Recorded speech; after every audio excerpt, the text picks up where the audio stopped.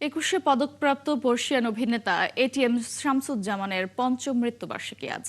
তিনি 2021 সালের আজকের এই দিনে প্রয়াত হন। মৃত্যুদিনে তাকে নানাভাবে স্মরণ করছে বাংলা চলচ্চিত্র প্রেমীরা। তার বর্ণাঢ্য ক্যারিয়ারের এক ঝলক দেখে নেব আফফান মিতুলের প্রতিবেদনে।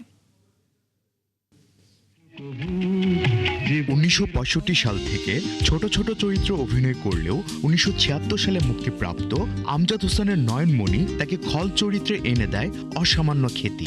নয়নমণি সুপারহিট হলে তাকে আর পিছনে ফিরে তাকাতে হয়নি। সে তারা হাজির কেন কাল নরমাইয়ের বিয়ের জন্য টাকা দিলাম।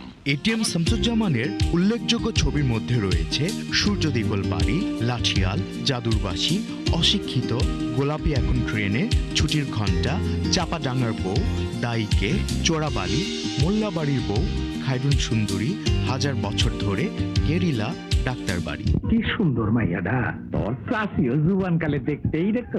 তিনি অভিনয়ের পাশাপাশি লিখেছেন চিত্রনাট্য।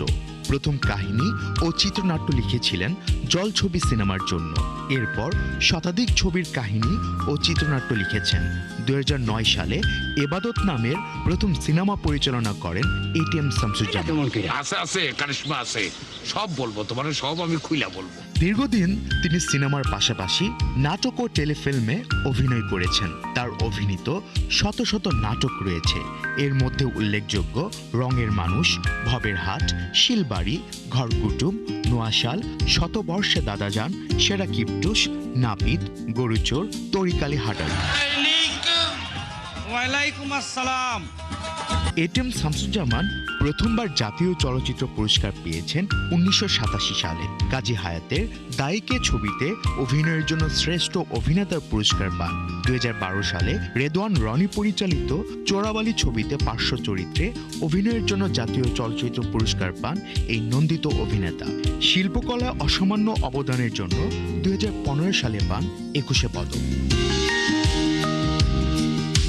এটিএম শামসুজ্জামান 2021 সালের 20 ফেব্রুয়ারি ঢাকায় নিজ বাসায় মৃত্যুবরণ করেন। শতাধিক চলচ্চিত্রের বহু খল ও কমেডি চরিত্রকে অমর করে যাওয়া এই অভিনেতা তার কাজের মাধ্যমে এখনো অমর হয়ে আছেন ভক্তদের মনে। আফফান মিতুল, 71।